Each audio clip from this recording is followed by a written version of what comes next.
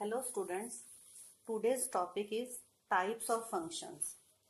जो function topic है वो आप 11th क्लास में कर चुके हो, जिसमें हमने किया था graph of functions, rational functions, modulus function, signum function, और ग्राफ से ही आप लोगों ने डोमेन और रेंज किया।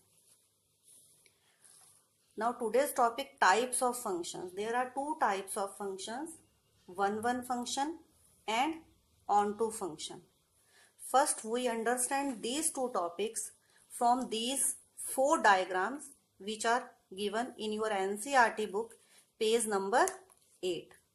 From these arrow diagrams, we understand the general concept of one function and onto function, and then by the definition we solve the questions.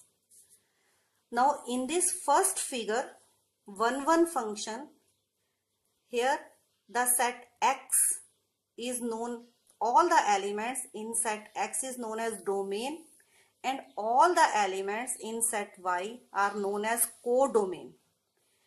And there be a function F1 in which element 1 has image A, element 2 has image B, element 3 has image D, and element 4 has image C. Now function is said to be 1 if all the elements of set X has unique image in set Y. In first figure we see that all the element 1, 2, 3 and 4 has unique image A, B, C and D. Then function is said to be 1. Now in this figure, the elements of X 1 and 2 has common image B. So that means 1 and 2 has common image B, then that function is known as many 1. Many means बहुत सारे elements X के Y में एक unique image दे रही हैं, तो many मतलब बहुत सारे एलिमेंट्स की एक इमेज बन रही है, then that function is not 1, that function is said to be many 1.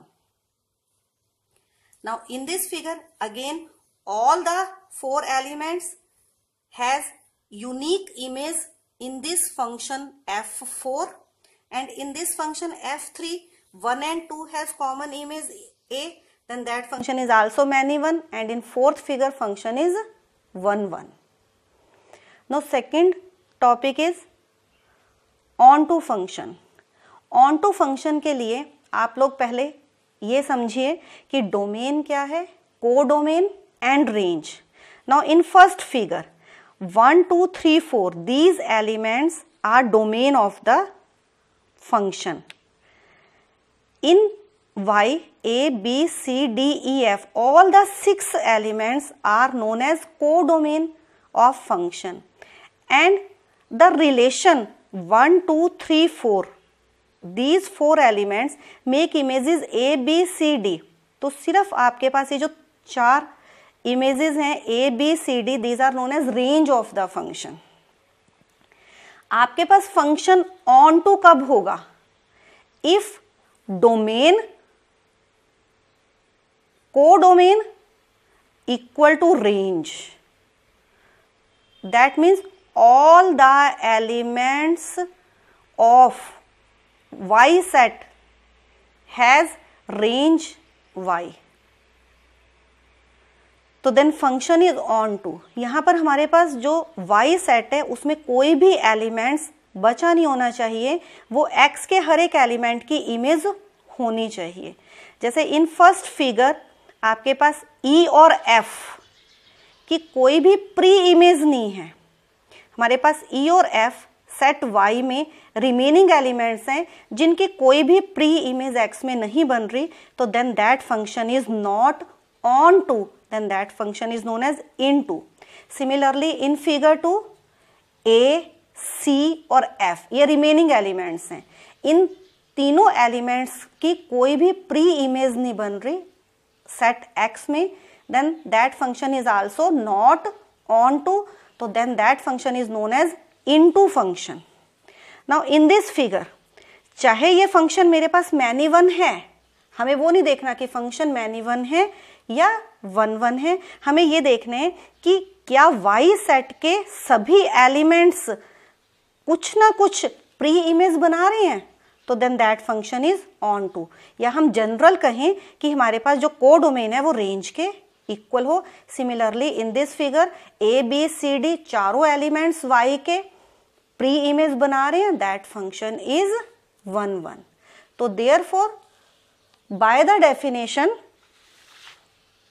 in your NCERT book page number 7 definitions are 1 function, f function है from x to y is defined to be 1 if image of distinct element of x, ये सभी आपके पास elements x हैं, उनकी एक distinct image बन रही है, चाहे एलिमेंट्स बच रही है उसे नहीं हमें देखना, हमें सिर्फ ये देखना है कि x के सभी एलिमेंट्स की इमेज है y में, तो then function is 1 same page number 7 पर आपकी डेफिनेशन ऑन टू की डेफिनेशन है कि यह function x to y is said to be onto if every element of y is the image of some element in x, कि y के हर एक element की प्री इमेज x में होनी चाहिए।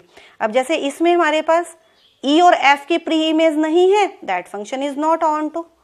इसमें भी हमारे पास a c और f की प्री इमेज नहीं है, that function is not onto. इसमें हमारे पास सभी एलिमेंट्स की a, b और c सभी एलिमेंट्स की प्री इमेज है, तो then that function is on to.